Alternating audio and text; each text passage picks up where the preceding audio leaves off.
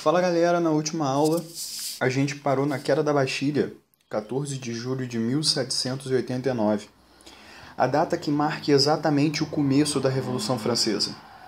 Essa revolução, essa sequência de mudanças que vai durar 10 anos a partir desse dia aí, tem como esse marco inicial, principalmente pelo fato de que quando a Bastilha foi tomada, pela primeira vez o povo se lançou contra uma instituição do rei, pela primeira vez o povo tomou uma instituição real, uma instituição do antigo regime, e isso tudo foi muito simbólico, as pessoas estavam muito revoltadas pelas consequências daquela Assembleia dos Estados Gerais, onde o rei imaginou que pudesse conseguir algumas mudanças para diminuir a confusão social, e ao mesmo tempo onde o povo imaginou que conseguiria mudanças de fato, mudanças essas que foram impedidas pelo próprio rei, também por parte da nobreza e parte do clero. É com a tomada da Bastilha, alguns dias depois que o povo lá dentro da Assembleia tinha se revoltado e decidido por conta própria escrever uma constituição para a França, ou seja, limitar o poder do rei na França, poucos dias depois a gente tem a tomada da Bastilha, que é a reação das pessoas do lado de fora da Assembleia. É a reação das pessoas em Paris contagiadas pela raiva daquele momento. Mas a tomada da Bastilha ela não é o único símbolo de insatisfação popular. Na verdade, se a Revolução Francesa é o grande marco na história de uma primeira revolta popular de verdade, de uma busca por mudanças carregada nos ombros do povo pela primeira vez, a gente tem que tentar entender o que mais aconteceu. Pouco depois desses primeiros eventos, lá da Assembleia dos Estados Gerais e da tomada da Bastilha, a informação de que essa ideia de criar uma Constituição e de mudar a França estava acontecendo em Paris começou a se espalhar. Nesse mapa aqui que a gente tem na esquerda, a gente tem uma espécie de explicação das principais correntes do que ficou conhecido como Grande Medo. O que teria sido o Grande Medo? Um período em que toda a população, aliás, boa parte da população do campo, começou a se revoltar contra os nobres, especialmente aqueles que eram os donos dos castelos e das terras. Por isso, esse tipo de imagem tão simbólica que mostra exatamente as pessoas tomando castelos, atacando grandes propriedades. Então, o camponês, né, o campesinato, todo grupo de camponeses de várias dessas regiões que estão aí marcadas, decidiram atacar seus senhores e outros nobres, tomar seus castelos e suas propriedades como parte da revolta da Revolução Francesa. Foi um período curto, de mais ou menos um mês, mas marcado com o nome de Grande Medo, porque boa parte da nobreza foi atacada de maneira muito violenta, e isso foi muito simbólico. Afinal de contas, é exatamente contra esse tipo de privilégio, de propriedade e de nobreza que as pessoas que estavam lá na Assembleia dos Estados Gerais estavam lutando, eles estavam querendo acabar com esses grandes ideais e valores do tal antigo regime. Bom, e as pessoas que ficaram reunidas lá na Assembleia dos Estados Gerais, acho que decidiram numa sala de jogo de pela, lembrava uma espécie de jogo de tênis, mais ou menos, que lá reunidas, decidindo criar uma Constituição para a França. Que medidas tomaram essas pessoas? Bom, de fato eles acabaram criando uma Constituição para a França, muito aí inspirados nas ideias da Constituição dos Estados Unidos, que já existia e já defendia alguns direitos básicos para a população, também inspirados pela Constituição da Inglaterra, que ainda que não fosse tão revolucionária quanto tinha sido a dos Estados Unidos, também era uma Constituição que limitava os poderes do rei. A primeira medida que eles tomaram de fato, nós já falamos na última aula. Eles criaram a Declaração dos Direitos do Homem e do Cidadão. É esse belíssimo papel aí à direita, cheio de imagens de anjos, uma coisa toda de significados até um pouco religiosos. Um documento cheio de artigos que defendiam o fim de alguns dos privilégios da época do Antigo Regime. Essa era certamente uma das grandes reivindicações da Revolução Francesa. Estabeleceu a igualdade de acesso aos cidadãos, etc. Isso tudo está listado de maneira mais clara aqui nessa página do lado do Educaterra.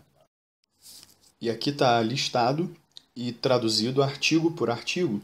A gente pode ver, por exemplo, no artigo 1, que é esse primeiro aqui, a gente fala exatamente das mudanças nos direitos. Os homens nascem e permanecem livres e iguais em direitos.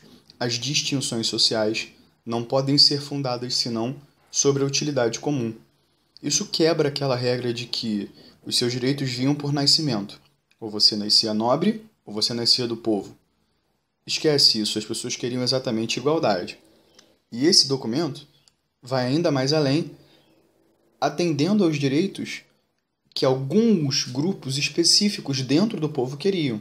Por exemplo, um artigo aqui mais embaixo, na verdade, o último artigo, o artigo 17, diz que a propriedade, sendo um direito inviolável e sagrado, ninguém pode ser dela privado, senão quando a necessidade pública, legalmente constatada, o exija evidentemente e sob a condição de uma justa e prévia indenização. Esse aqui é um artigo claramente colocado pelos burgueses. Defender propriedade, isso só interessa a quem possui propriedade. E óbvio que interessava ao burguês defender suas propriedades dos tais privilégios do antigo regime, que davam mais direitos a nobres, que não tinham vínculo com o mundo do trabalho, e à igreja, que obviamente não estava interessada em lucro e em negócios. Bom, e aí o ano em que a Constituição entrou de fato em vigor na França foi em 1791. Essa Constituição limitou o poder do rei, estabeleceu novas leis. Essas leis garantiram maior igualdade e mais direitos aos cidadãos franceses. Agora, tem algumas coisas que é importante a gente notar, que essa Constituição também estabeleceu certas limitações. Por exemplo, o voto censitário. Voto censitário significa dizer, basicamente, que as pessoas só podiam votar se elas tivessem uma quantidade de renda. Era feito um censo, ou seja, um controle mesmo, uma avaliação da população, para saber que pessoas, que a partir de uma certa renda, poderiam votar. É óbvio que esse critério ele ia excluir um grande número de pessoas da população e ia favorecer um grupo específico. E que grupo é esse? A burguesia. Nessa situação, a gente tem um fortalecimento de uma parte da população e, de cara, já o enfraquecimento daqueles grupos mais clássicos do antigo regime. Nobres e religiosos agora estavam numa posição de menos poder dentro da sociedade francesa. Aliás, essa posição de menos poder, de questionamento dos seus direitos, levou muitos deles a fugirem da França. Eu puxei de volta esse mapa aí, que traz pra gente exatamente aquela noção de geografia, de como é que era a Europa aí nesses últimos anos do século XVIII, entre 1789 e 1799, exatamente para mostrar para vocês que muitos nobres fugiram da França, preocupados mesmo com a perda dos privilégios, com esse poder crescente do povo. Alguns deram preferência a dois países, a Áustria, esse aqui, e a Prússia. Existe um motivo para isso, até por isso eu vou fazer uma marcaçãozinha neles aqui para deixá-los destacados.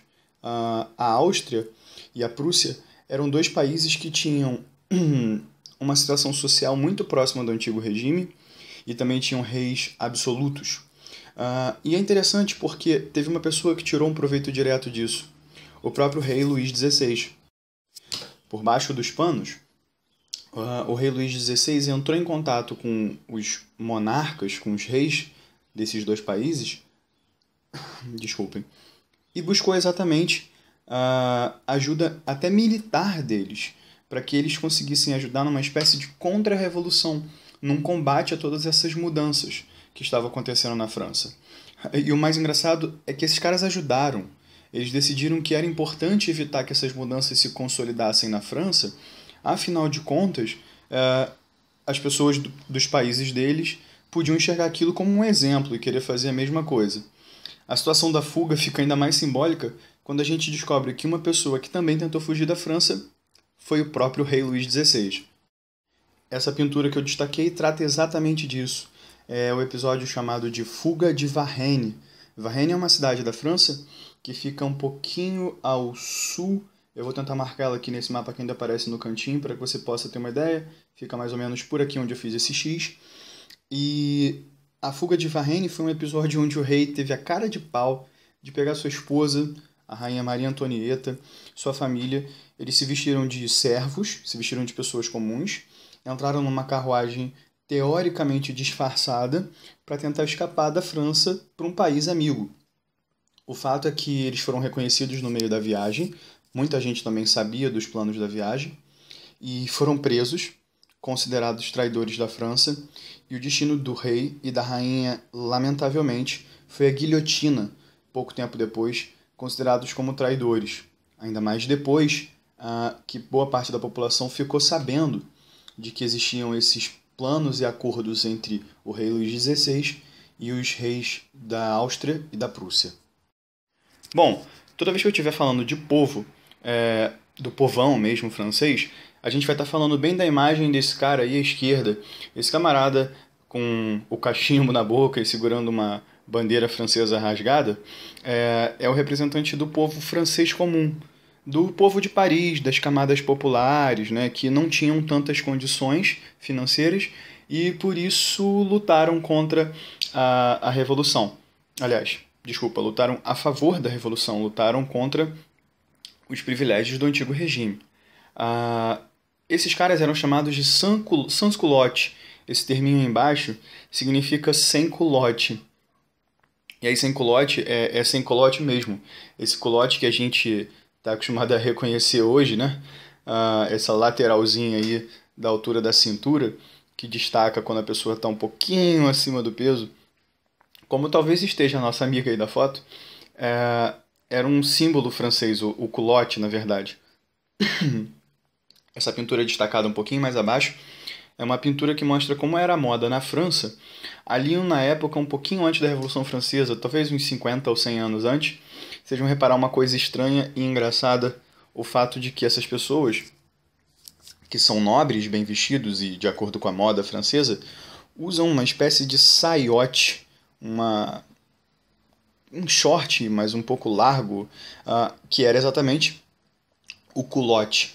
O culotte era uma peça de roupa cara e para tê-la você precisava ter condições financeiras, então você tinha que ser ou um burguês bastante enriquecido ou um nobre. E aí o popular que lutou pela Revolução Francesa era exatamente o cara sem culotte, o cara que não tinha condição de pagar por aquela peça de roupa que consumia tanto tecido. Esse tipo de pessoa foi o tipo de pessoa da camada popular, os trabalhadores mesmo de Paris, as pessoas que lidavam com alto custo de vida e que na época, durante esses 2 anos da monarquia constitucional, não tinham condição de votar, já que eles não tinham renda para entrar naquela questão do voto censitário, foram as pessoas mais radicais, ao mesmo tempo as que mais defenderam a França da Revolução. Entre esse grupo de defensores da França da Revolução, eu destaquei essas 3 figuras aí, porque esses 3 caras foram os responsáveis por criar uma espécie de comitê mesmo, um grupo que tentou salvar a França a qualquer custo das invasões estrangeiras que acabaram acontecendo por parte daqueles 2 países que a gente falou, Áustria e Prússia. Os exércitos austríacos e prussianos chegaram a tentar invadir a França na tentativa de restabelecer o absolutismo e o antigo regime. E óbvio que quem ia defender a França revolucionária ia ser o povo, ia ser aquele grupo de sans-culottes. Esses 3 caras aí tomaram a liderança mesmo e criaram um exército que defendeu a França dos inimigos. O nosso primeiro amigo aí à esquerda era chamado de Danton. Ao meio, a gente tem o Marat, um dos outros grandes líderes da população francesa.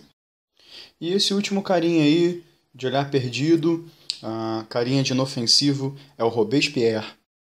Vocês ainda vão ouvir muito o nome dessa figurinha e possivelmente não vão acreditar nas coisas que esse cara fez.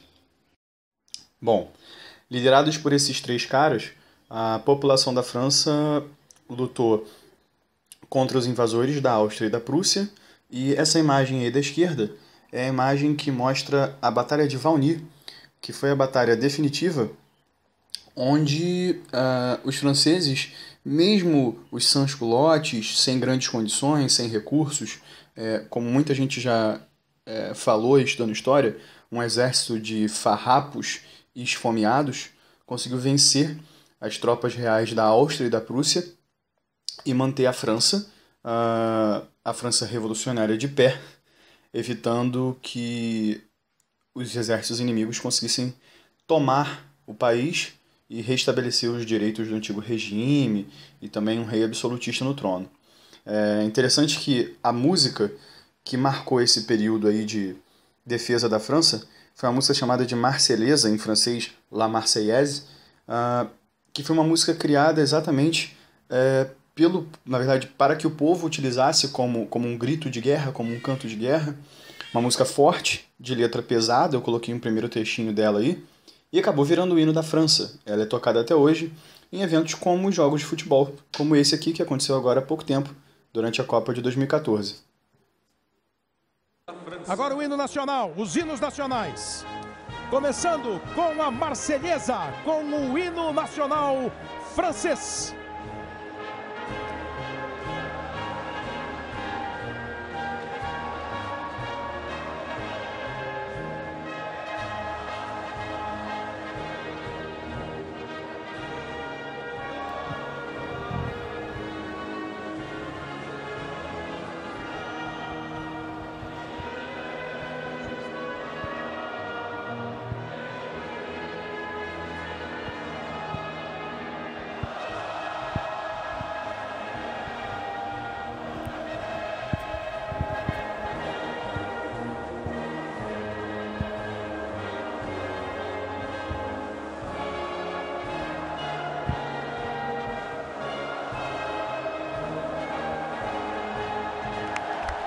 A França da quinta economia do mundo, da liberdade, da igualdade, da fraternidade, da Torre Eiffel, do Louvre de Napoleão, do Rei Sol Luís XIV.